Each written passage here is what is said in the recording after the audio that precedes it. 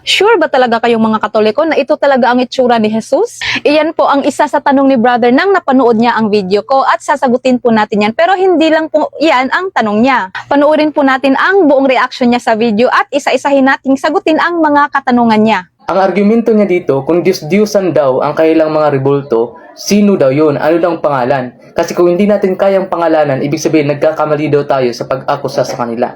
Pero ang totoo po, kung gagamitan natin ng rasyonalidad, hindi natin kailangan ng pangalan para masabing Diyos-Diyosan ang isang rebulto.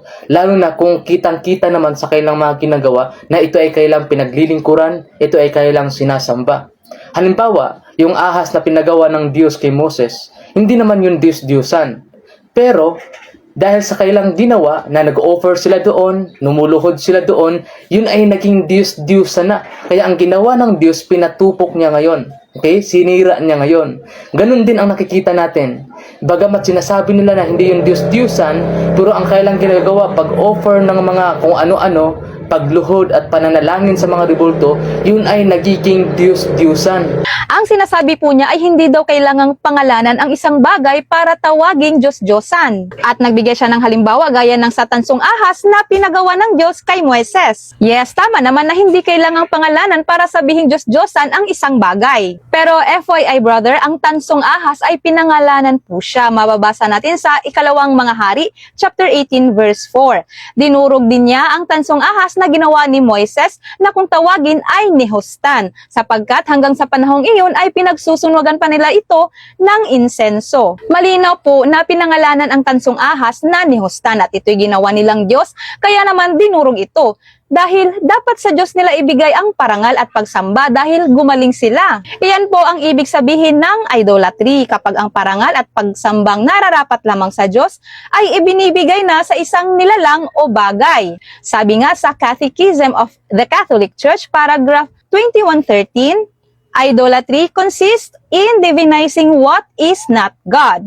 Ibig sabihin, ginagawang Diyos ang isang bagay na hindi naman Diyos. Isa din sa kiniklaim mo na ang action, halimbawa ang isang tao ay lumuluhod sa harapan ng rebulto o nag-alay ito ng bulaklak, ito ay considered ng idolatry at sumasamba na siya ng rebulto o Diyos-Diyosan? Kung ganyan pala ang paniniwala mo, so ibig sabihin pala sina Moises at Aaron na siyang nagpatira pa sa harap ng Ark of Covenant na may rebulto ng dalawang kerubin, ibig sabihin ay sumasamba pala sila sa rebulto? So sinasamba na ba nila ang dalawang rebulto ng kerubin dahil lang sa lumuhod sila sa harapan nito? Hindi. At inaakusahan mo kaming Diyos-Diyosan ang aming sinasamba. Ang tanong ko po sa iyo, brother, Diyos-Diyosan ba ang Diyos Ama, Anak at Espiritu Santo? Ang Diyos na buhay, ang Creator of all things? Diyos-Diyosan ba siya? Kasi palagi nyo naman kaming naririnig, di ba, sa mga pagdarasal namin, bago namin simulan at pagkatapos ng aming mga pagdarasal ay binabanggit namin o sinasambit namin ang sa ngalan ng Ama, ng Anak at ng Espiritu Santo. At naririnig nyo naman kami na ang pagdarasal namin ay para sa Diyos Ama na nasa langit. Di ba, nagdarasal pa nga kami ng Our Father in Heaven, hallowed be your name. Diyos-Diyosan ba ang Diyos Ama na nasa langit? I think kailangan nyo talaga itong isipin, brother. Hindi nyo alam, nalinlang ka lang pala ng mga maling akusasyon ng kaaway ng Diyos. Ipagpatuloy natin. Ang pangalawa niyang argumento, yung mga rebulto daw sa simbahan nila, sa bahay nila, ay imahe daw yan ng Panginoong Hesukristo, ng mga apostol at ni Maria. Ngayon, ang tanong dito, sinong nagsabi na ganun ang mukha ni Kristo? Bakit iba-iba ang wangis, iba-iba ang itsura, iba-iba ang kulay?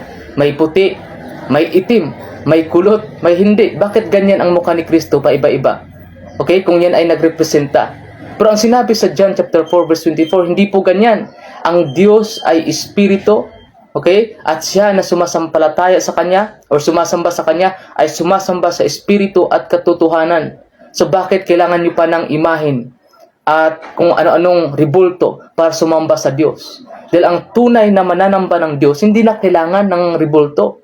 Dahil ang Diyos ay nakikinig sa Kanya sa pamamagitan ng panalangin at hindi na nangangailangan ng anumang imahin. Yan ba talaga ay imahin ni Kristo or ilusyon lamang? Okay? So dapat nating intindihan yan at gamitan natin ng rasyonalidad ang ating pagkaunawa. Dahil baka akala ninyo, hindi kayo sumasamba sa rebulto. hindi kayo sumasamba sa Diyos-Diyusan, pero ang totoo kayo na ay sumasamba at gumagawa na kayo ng Diyos-Diyusan ng sarili ninyo. So ito daw ba ay talagang imahe ni Kristo o ilusyon lamang? Brother, hindi po ilusyon ang pagkapako ni Jesus sa krus. Ang imahe na ito ay paalala na siya ay totoong ipinako at totoong nag-alay ng buhay para sa atin. Ito po ay paglalarawan ng kanyang ginawang sakripisyo para sa ating kaligtasan. Ngayon naman sa tanong muna, sino naman ang nagsabi na ganito talaga ang mukha ni Kristo, na ganito ang kanyang itsura? Bakit iba-iba ang itsura? Brother, wala pong nagsasabi o nagkiklaim na ganito ang totoong itsura ni Jesus o ganyan, pango or matangos ang ilong. Kasi ginawan siya ng larawan para ipaalala ang sakripisyong ginawa niya para sa ating kaligtasan. Hindi ito ginawa para i-introduce ang totoong mukha or totoong itsura ni Kristo. At alam mo po ba na kung ano man po ang itsura ni Jesus Christ sa simbahan ay pinahihintulutan po yan ng langit. Dahil ang church ay binigyang authority ng ating Diyos na magbawal o magpahintulot sa gabay ng Espiritu Santo. Mababasa natin yan sa Matthew chapter 18 verse 18. Katotohanan sinasabi ko sa inyo, anumang itali ninyo sa lupa ay tatalian sa langit at anumang kalagan ninyo sa lupa ay kakalagan sa langit. Iyan po ang authority na ipinagkaloob ni Kristo sa kanyang simbahan. Ngayon, bakit nga ba iba-iba ang drawing ng mukha ni Jesus or ang kulay ng kanyang balat? Depende po sa artist at materyales na kanilang ginagamit. Halimbawa, gaya nitong mga estudyanteng pinadrawing sa mukha ni Jose Rizal, hindi porket hindi ito magkakamukha lahat, hindi na siya si Jose Rizal sa puso ng bawat nagdrawing nito. Ganyan din po sa imahe ng ating Panginoong Jesus, hindi porket hindi na sila magkakamukha ay hindi na siya si Jesus Christ sa puso ng artist na gumawa nito. Ang iba din ay maputi, maitim or kayumanggi kasi depende sa materyales at depende din sa artist kung anong kulay ang ilalapat niya. Hindi naman issue ang kulay ng balat ni Jesus. Tayo ngang mga tao nangingitim kapag masyado tayo nagpabilad sa araw, hindi ba? Magiging ibang tao na ba tayo kapag nangitim ang balat natin? Hindi naman, di ba? Tungkol naman sa John chapter 4 verse 24 na ginamit mo na sinasabing ang Diyos ay espiritu at ang mga sumasamba sa kanya ay dapat sumamba sa espiritu at katotohanan. Kiniklaim mo dito na hindi daw dapat gamitin ang ribulto sa pananampalataya dahil ang Diyos ay espiritu? Brother, mali po ang pagkaunawa mo sa talatang yan. Kung babasahin natin ang buong chapter dito sa Juan chapter 4, ang talatang ito ay tungkol sa pakikipag-usap ni Jesus sa babaeng Samaritana. Ganito kasi ang concern ng babae. Basahin muna natin sa verse 19 to 21. Sinabi ng babae, Ginoo, palagay ko ay isa kang propeta. Dito sa bundok na ito sumamba sa Diyos ang aming mga ninuno. Ngunit sinasabi ninyong mga Hudyo na sa Jerusalem lamang dapat sambahin ang Diyos. Sinabi naman ni Jesus, maniwala ka sa akin, darating ang panahon na sasambahin ninyo ang Ama hindi na sa bundok na ito o sa Jerusalem. At dito na sinabi ni Jesus sa verse 24 na ang Diyos ay espiritu at ang sumasamba sa Kanya ay dapat siyang sambahin sa espiritu at katotohanan. Ibig sabihin, ang issue dito ay ang location. Kasi confused ang babaeng Samaritana kung saan ba talaga dapat sumamba dahil ang mga ninuno niya ay sa bundok Gerizim sumasamba. Samantalang ang mga Hudyo sinasabi namang sa Jerusalem lang dapat sumamba. Kaya't sinagot naman siya ni Jesus na ang tunay na pagsamba ay hindi na nakatali sa isang lugar, kundi sa espiritu at katotohanan. Ibig sabihin, kahit saang lugar ay pwede nang sambahin ang Diyos dahil siya ay espiritu. Kung gagamitin mo ang John chapter 4 verse 24 para ipagbawal ang mga banal na larawan, nililigaw mo ang katotohanan, iniba mo ang totoong mensahe ng kasulatan. Huwag po natin gawin yan dahil malaking kasalanan po sa Diyos ang maghayag ng maling aral. Malinaw naman sa Biblia na ang mga larawan ay ginagamit na ng Diyos, hindi para sambahin ng mga tao, kundi para magsilbing paalala ng kanyang presensya, kapangyarihan at mga gawa. Ipagpatuloy natin. Ang pangatlo niyang argumento, nagbigay siya ng halimbawa. Halimbawa, picture ng magulang mo. So, ang pag-kiss sa kanila, hindi yung pagsamba. Okay? Di yung Diyos-Diyosan. Pero ang tanong kasi dito, yung picture ng magulang ko, mama ko talaga yon. Yun yung mukha niya. Pero yung imahe ninyo ni Kristo daw, at ni Maria daw, at ng mga apostol, yan ba talaga ang mukha nila? Sila ba talaga yan? Kaya kailangan gamitan natin ng rasyonalidad. Sila ba talaga yan? Ang pang-apat na argumento, si Satanas lang daw ang ayaw sa imahe ni Kristo. Kaso nga, ang tanong dito, yan ba talaga ang imahe ni Kristo? Kasi kung yan talaga ang imahe ni Kristo at ng mga apostol at ni Maria, sino ba naman kami para tatanggihan yan?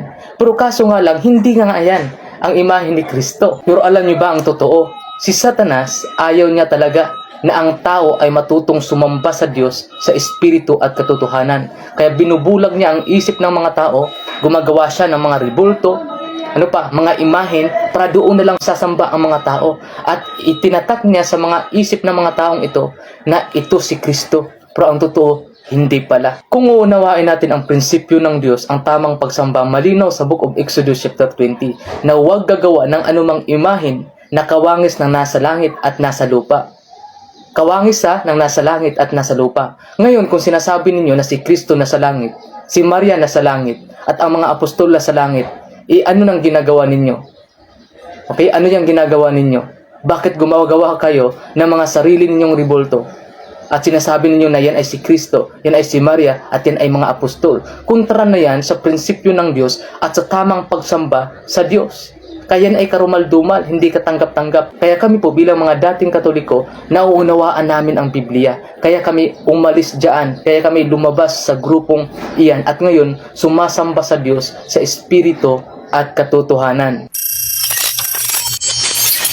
And as usual, gaya ng iba, ginagamit din niya ang Exodus chapter 20 verse 4 to 5. Pero sasagutin pa rin natin yan ng paulit-ulit. Kung intindihin mo pong mabuti ang buong mensahe ng kasulatan, brother, hindi po ang paggawa ng lahat ng mga imahe ang ipinagbabawal. Ang ipinagbawal sa Exodus chapter 20 verse 4 to 5 ay ang idolatry o ang pagsamba ng ibang Diyos. Kasi ang mga tao noong unang panahon ay umuukit o gumagawa ng mga kung ano-anong anyo ng mga ribulto para sambahin. Pero itong larawan ni Jesus ay hindi ito ginawa para sambahin ang ibang Diyos. Ginawa ito upang alalahanin ang awa ng Diyos Ama sa atin na ipinadala niya ang kanyang bugtong na anak para tayo iligtas mula sa kasalanan. Kahit man ang kapalit nito ay pagdurusa at pagkapako niya sa krus. Hindi po ito ipinagbabawal dahil larawan po ito ng ating Panginoong Jesus. Hindi ito ginawa upang sumamba tayo sa ibang Diyos.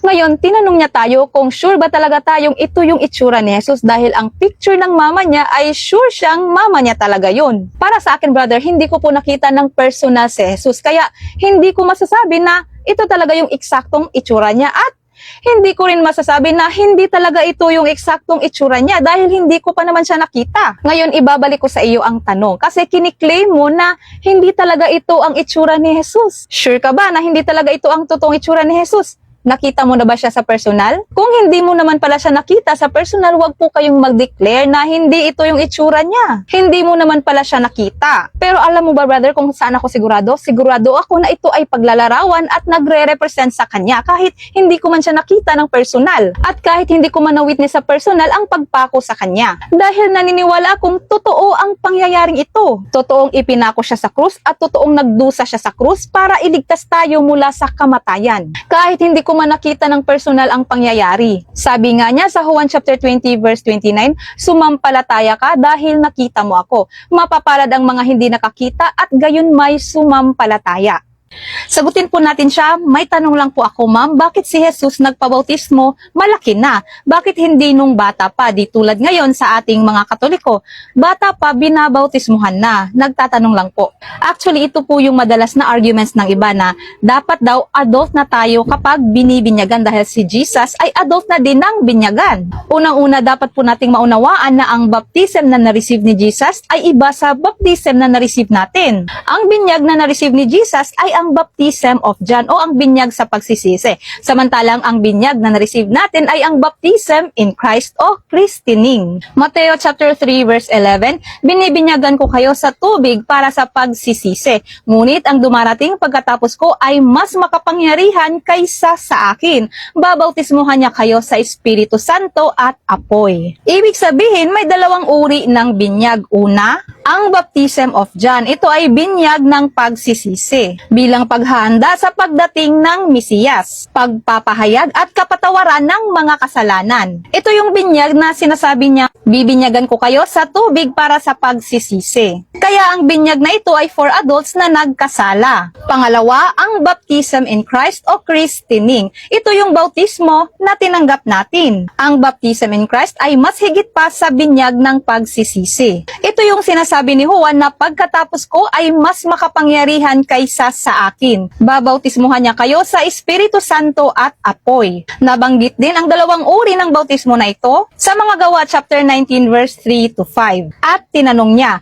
kung gayoy anong klase ng binyag ang inyong tinanggap? Sumagot sila, ang binyag ni Juan. At sinabi ni Pablo, binyag ng pagsisisi lamang ang binyag ni Juan. Sinabihan din nila ang bayan na sumampalataya sa taong darating na kasunod niya, at ito si Jesus. Nakinig sila at nagpabinyag sa ngalan ng Panginoong Jesus. Dito malinaw na ang mga tao na bininyagan ni Juan ay bininyagan muli ng baptism in Christ, dahil hindi po parehas ang binyag ni Juan sa binyag kay Kristo. At ang binyag na natanggap ni Jesus ay ang binyag ni Juan, pero nagpabautismo si Jesus hindi para pagsisihan ang kasalanan, dahil alam naman nating walang kasalanang nagawa si Jesus. Nagpabautismo siya kay Juan para una, tuparin ang kalooban ng Ama. Pangalawa, para din opisyal na simulan ang kanyang public ministry. Pangatlo, para ipakilala ang kanyang sarili bilang Mesiyas at anak ng Diyos. At hindi siya nagpabautismo ng adult na para sabihing dapat adult lang din ang mababautismuhan sa baptism in Christ, dahil ang baptism in Christ ay para sa lahat, bata man o matanda, dahil ito ay isa sa grasya na ibinibigay niya sa lahat para sa ating kaligtasan. Hindi pwedeng ang mga matatanda lang ang kanyang ililigtas. Ano ba ang baptism in Christ at saan tayo iniligtas nito? Ang baptism in Christ ay hindi lamang simpleng simbolo or pagpapakita ng pananampalataya. Ito ay isang biyayang itinatag mismo ng ating Panginoong Jesus para maging parte tayo sa kanyang tagumpay laban sa kamatayan. Ang kamatayan na mula kay Adan. Unang Korinto chapter 15 verse 21 to 22, sapagkat yamang ang kamatayan ay dumating sa pamamagitan ng isang tao. Ang muling pagkabuhay ng mga patay ay dumating din sa pamamagitan ng isang tao. Sapagkat kung paanong kay Adan ay namamatay ang lahat, gayon din kay Kristo ay bubuhayin ang lahat. Ibig sabihin, ang kamatayan ay nagsimula kay Adan at lahat tayo ay bahagi nito, pati na ang mga bata. Kaya dahil bahagi ang mga bata sa kamatayan ni Adan, nararapat din na makatanggap sila ng buhay na ibinibigay ni Kristo sa pamamagitan ng binyag. Kaya hindi po sila exempted sa binyag dahil hindi naman sila exempted sa kamatayan na mula kay Adan. At ano naman yung sinasabi sa Biblia na kailangan daw tayong sumampalataya at magsisi at adult lang daw ang nakakagawa niyan at hindi ang mga bata. Iyon na nga po ang point. Adult lang ang dapat magsisi. Ang mga bata, dahil wala pa naman silang personal sin, no need na pong magsisi. Kaya qualified na silang mabaptize. Hindi sila exempted sa kamatayan na mula kay Adan. Kaya dapat din silang makatanggap ng buhay mula kay Kristo sa pamamagitan ng binyag. At doon naman sa nagsasabing hindi pa daw marunong sumampalataya ang mga bata, kaya hindi pa daw dapat silang binyagan. Again, ang mga bata ay kasama ding nakatanggap ng kamatayang mula kay Adan. Kaya bilang mga Kristiyanong magulang, obligasyon nating bitbitin ng ating mga anak tungo sa kaligtasan. Kaya pabibinyagan natin sila dahil naniniwala tayo at sumasampalataya tayo kay Kristo na siya lang ang ating tagapagligtas. Kaya pabibinyagan talaga natin sila at habang lumalaki ay turuan natin ng aral kay Kristo. Ganyan po ang process. At huwag po kayong mag-alala parents, hindi po kayo paparusahan ni Jesus dahil lang sa ginawa mong Kristiyano ang baby mo. Mas matutuwa pa nga ang ating Panginoong Jesus kapag ginawa mo yan. Hi, it's Joey! Sasagutin po natin ang reaction video ni Sister kay Father Jeffrey. Bali, sa video po na ito, kinokorek po niya si Father dahil sa tatlong bagay na ito. Una ay ang pagsa-sign of the cross.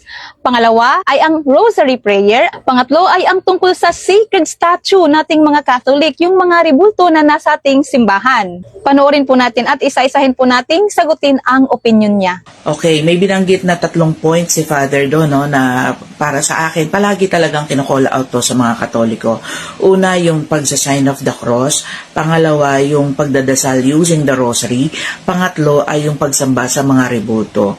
So, gusto ko lang linawin na ako'y walang galit sa mga Katoliko. Marami akong mga friends and relatives na Katoliko, and also ako galing akong Katoliko, but when I started reading the Bible, I understood that these 3 points are not found in the Bible. Hindi siya biblical. Okay? I'm not trying to boast, but I have already read the Bible twice from cover to cover. That's why nasasabi ko na wala talaga to sa Bible. Isa-isahin natin, okay? Number 1, yung pagsa-sign of the cross. Yung word na in the name of the Father, the Son, and the Holy Spirit, nasa Bible yon. But it was not said na before kang magdasal at pagkatapos mo magdasal, sabihin mo yung word na in the name of the Father, the Son, and the Holy Spirit at mag-sign of the cross ka together with that. Wala yun sa Bible. Okay, ang tungkol sa pagsasign of the cross, ang issue po niya ay wala daw po tayong mababasa sa Biblia na before and after magdasal ay sasambitin ng in the name of the Father, the Son, and the Holy Spirit. Pero inaamin naman niya na ang in the name of the Father and of the Son and the Holy Spirit ay nasa Biblia. Sis, I respect your opinion pero hindi ibig sabihin nun na hindi ka na pwedeng i-correct. Lalo na kung ang opinion mo ay dahil lamang sa iyong maling pagkaunawa at hindi nakabase sa katotohanan. Na-appreciate ko na inamin mo na ang in the name of the Father, the Son, and the Holy Spirit ay nasa Biblia nga. Kaya malinaw na walang masama kung gagamitin man natin ito sa pagdarasal. Dahil actually, ang ating Panginoong Hesus mismo ang nagbigay ng mga salitang yan. Mababasa natin sa Matthew chapter 28 verse 19. Ngayon, tayong mga Katoliko, alam nyo ba kung bakit binabanggit natin ang in the name of the Father, the Son, and the Holy Spirit bago natin simulan ang pagdarasal? Dahil bago pa man natin simulan ang ating mga prayer, kinikilala natin ang ating mga panalangin ay inialay natin sa Diyos, ang Ama, Anak, at Espiritu Santo, hindi sa ibang Diyos. At sa pamamagitan ng pag-sign of the cross, ipinapahayag natin ang pagliligtas na ginawa ni Kristo sa krus para sa atin. At pagkatapos ng ating panalangin, binabanggit ulit natin ang Ama, Anak, at Espiritu Santo bilang tanda na muli nating niluwalhati at pinupuri ang Diyos, ang Holy Trinity. At ipinagkakatiwala natin sa Kanya ang lahat ng ating mga kahilingan at pasasalamat. At wala din namang sinasabi sa Biblia na bawal natin yang gawin, di ba? Ipagpatuloy natin. Pangalawa, yung rosary, yung pagdadasal ng rosary, it actually contradicts what Jesus has said in the book of Matthew. Ito basahin natin para mas malinaw in Tagalog, no? Ang sabi dito, at sa panalangin ninyo ay huwag ninyong gamitin ang walang kabuluhang paulit-ulit na pananalita na gaya ng ginagawa ng mga hentil, sapagkat iniisip nila na dahil sa kanilang maraming pananalita ay didinggin sila. So, ano ba yung ginagawa natin kapag nagro-rosary tayo? Paulit-ulit yung Aba Ginoong Maria, right? Paulit-ulit yung Ama namin. So, it really contradicts what is written in Matthew chapter 6 verse 7. If you have the Bible, open it and understand and analyze it. Bakit sa Catholic meron ito at sa iba wala? Okay. So, sinasabi po niya at nag-advise po siya na kailangang i-analyze natin at i-understand ng mabuti ang mensahe ng Biblia at agree po ako tungkol dyan, sister. Pero ang sinasabi mong nagkaka-contradict ang rosary at ang Biblia ay nagkakamali po kayo. Tulad na din ng sinasabi mo, kailangan nating intindihin at i-analyze ng mabuti ang Biblia, kaya ipapaintindi ko po sa iyo. Ang Bible verse na inilapag mo ay ang Matthew chapter 6 verse 7. Ito yung nakasulat at malinaw na nakatuto ka lang sa salitang paulit-ulit na panalangin nang hindi iniintindi ang buong context ng talata. Alam niyo po ba na hindi ang paulit-ulit na panalangin ang issue dito? Dahil in fact, si Jesus Christ man ay nagdarasal din ng paulit-ulit at mababasa natin yan sa Matthew chapter 26 verse 44. At muli niya silang iniwan at nanalangin ikatlong ulit na sinasabi ang gayon ding mga salita. Diba? Kahit si Jesus ay nagdarasal ng paulit-ulit. Another Bible verse. Dito sa Psalm chapter 136, alam nyo ba na ito ay isang powerful meditative prayer built in repetition? Yes po, paulit-ulit na panalangin po ito na ginagawa ng mga alagad ng Diyos. Kaya hindi po ang paulit-ulit na mga salita o paulit-ulit na mga panalangin ang issue. Dahil ginagawa din naman yan ng ating Panginoong Jesus at ng mga alagad ng Diyos noong unang panahon. So ano nga ba ang issue at ano ang kinukundina ni Jesus Christ base sa talatang ito? Ang walang kabuluhang panalangin. Pinuputo nyo po kasi kaya hindi nyo tuloy na-address kung ano ba talaga ang totoong issue sa talatang yan. Porket ba may repetitive prayer ang Catholic, dyan na kayo nakafocus dahil ang Catholic ay gumagawa niyan para lang maparatangan ang simbahan? Pero malinaw naman sa Biblia na kahit noon pa ang mga alagad ng Diyos at kahit mismo ang ating Panginoong Hesukristo, inuulit ang mga salita. Huwag niyo pong tanggalin ang totoong issue. Ang totoong issue po dyan sa Matthew chapter 6 verse 7 ay ang walang kabuluhang panalangin. Ngayon, ang rosary prayer ba ay walang kabuluhang panalangin? Hindi, lalo na kung ito ay dinarasal ng may pananampalataya at kung sinasambit ito mula sa puso. Isa pa, ang rosary prayer ay pagninilay o meditation sa buhay ng ating Panginoong Hesus. At lahat ng prayer sa loob ng rosary ay makikita sa Biblia, kaya ang rosary po ay walang kontradiksyon sa Biblia. Bagkus ito ay isang biblical-based prayer of meditation na nakasentro kay Kristo. Paano ko nasabi? Subukan mong aralin kung ano talaga ang nilalaman ng Holy Rosary upang ikaw mismo ang makawitness. Ipagpatuloy natin. Pangatlo, this one is very controversial. No? Ito ay sobrang ikinagagalit ng Diyos. That's why it was written in the second commandment. No? Basahin natin in Exodus chapter 20 verse 4 to 5. Ang sabi dito, huwag kang gagawa para sa'yo ng larawang inanyuan o ng kawangis man ng anumang anyo na nasa itaas ng langit o nasa ibaba ng lupa o nasa tubig sa ilalim ng lupa. Huwag kang gagawa ng kahit na anong anyo. Okay? Pero ano yung mga rebulto? Anyo sila, di ba? Ginawan mo siya ng anyo ng Heavenly Creator, si Jesus, at saka yung mga angels, nilagay mo doon sa altar ninyo. In verse 5, sabi dito, huwag mong yuyukuran sila o paglilingkuran man sila sapagkat akong Panginoon mong Diyos ay Diyos na mapanibughuin, na aking dinadalaw ang kasamaan ng mga magulang sa mga anak na hanggang ikatlo at ikaapat na saling lahi ng mga napupuot sa akin. So very naman, di ba? Very clear naman yung sinasabi doon sa Bible. Now, the question is, bakit meron silang rebulto?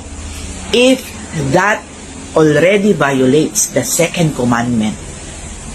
Mapapansin po natin na pinuto niya ang Bible verses at ginawa niyang second commandment, ang you shall not make graven images. Sis, kung totoo pang pinagbabawal ng Diyos ang mga rebulto o mga graven images, tandaan niyo po na ang templo ni Haring Solomon ay punong-puno ng mga rebulto. Ang templo na ginawa ni Haring Solomon para sa Diyos. Mababasa natin yan sa unang Hari chapter 6 verse 29 at saka sa unang Hari chapter 6 verse 23 to 27. At sa Ezekiel chapter 41 verse 18 to 20 naman ay mababasa natin na ang Diyos ay tinatanggap ang mga rebulto dahil these are artistic carvings of heavenly beings and nature, dinisenyo bilang refleksyon ng pagiging banal ng Diyos at hindi ginagamit upang sambahin. Iyan po ang issue kung ang rebulto mismo ay siya nang sasambahin. At marami pa tayong Bible verses kung saan ang Diyos ay nagpagawa ng mga rebulto bilang kasangkapan ng kanyang kapangyarihan at presensya. So ang second commandment po ay hindi ang you shall not make graven images.